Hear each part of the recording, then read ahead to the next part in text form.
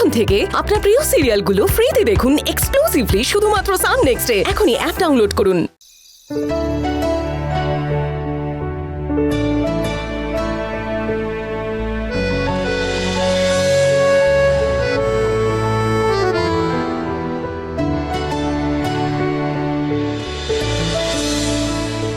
তোমায় যত দেখছি তত মুগ্ধ হচ্ছে পাখি। গ্রাম থেকে পরিবারের দায়িত্ব কাঁধে নিয়ে শহরে এসেছো। এ বাড়িতে কাজ করতে করতে কখন যেন বাড়িটাকে তুমি আপন করে ফেলেছো। এ বাড়ির মান সম্মান সবকিছুর সঙ্গে তুমি যেন জড়িয়ে পড়েছো। তোমার এই ঋণ যে কিভাবে শোধ করবো।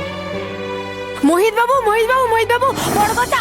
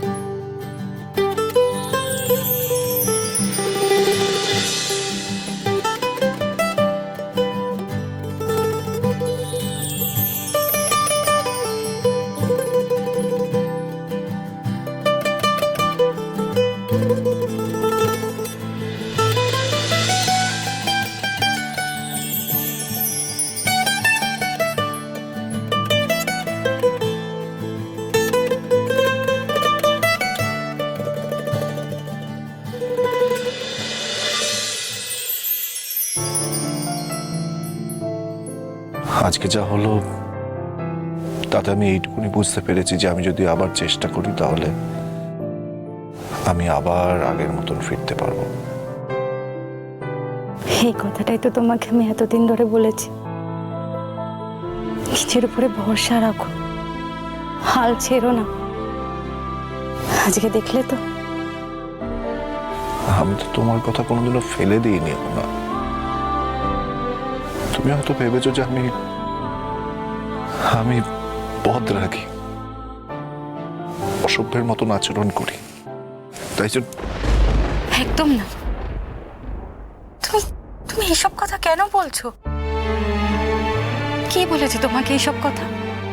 তুমি যেমনই হও না কেন, তুমি যেমনই আচরণ করো না কেন, আমি তো তোমায় ভালোবেসে গেছি। তোমাকে তো এটা বোঝানোর চেষ্টা করেছি।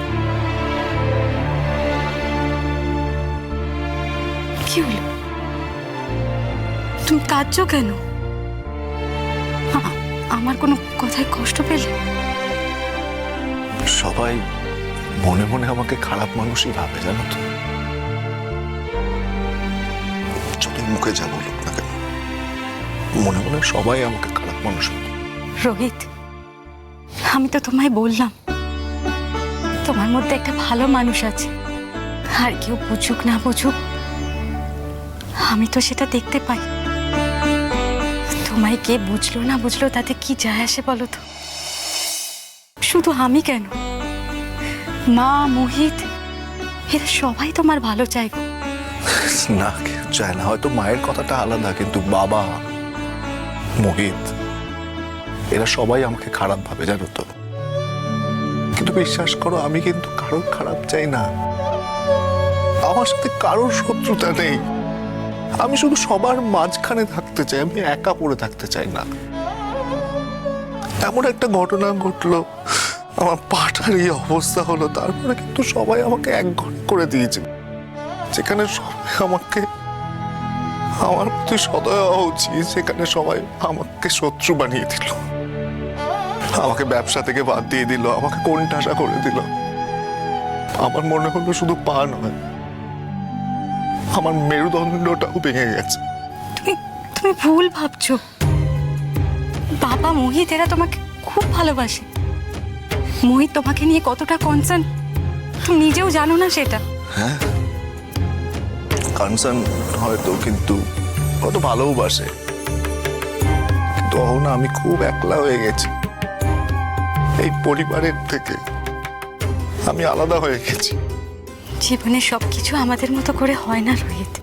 তোমার বা আমার জীবনে যাই ঝড়ঝাপটা বাধা বিপত্তি আসুক না কেন,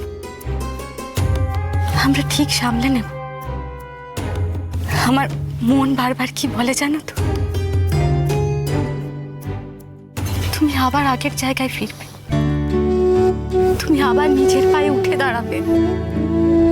তুমি দেখলে তো আজকে তোমার জন্য এই বাড়ির মান সম্মান বেঁচেছে। এই স্পিড সাইকেল কোম্পানির মর্যাদা তুমি রক্ষা করেছো আজকে। আমি শুধু নয়, পাখি না থাকলে এসব কিচ্ছু হতো না না। আমি তোমাকে বলছি, ওই মেয়েটা যখন বাড়িতে এসেছিল, ওটা আমরা সবাই ওর সাথে খারাপ ব্যবহার করেছিলাম, দূরচাই করেছিলাম, কত খারাপ খারাপ কথা বলেছি। কিন্তু দেখো, ওই মেয়েটা আমাদের পরিবারের সম্মান বাঁচালো, আমাদের কোম্পানিকে বাঁচালো, আমাকে বাঁচালো। আমার পিঠ ঠেকে গেছিল একটা সময়, জানো তো। পাখি আমার পায়ের তলার মাটি শক্ত করে দিয়েছে। আমি উঠে দাঁড়াবই, যে করেই হোক আমি এগিয়ে যাব।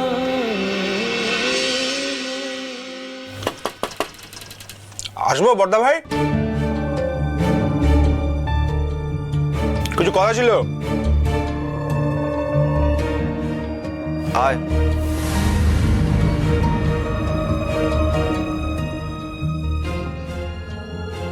তোমরা কথা বলো, আমি চা নিয়ে আসছি।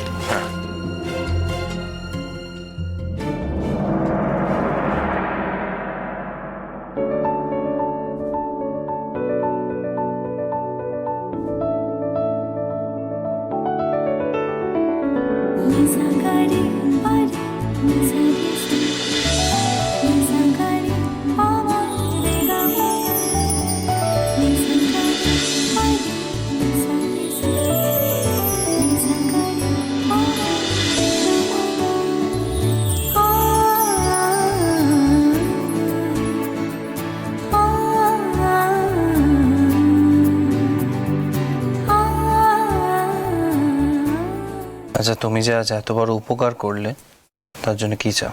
কাজের সময় সব কি হলো বলুন তো? এখন সবাইকে ডাকতে হবে, আর এটা খুলছেই না।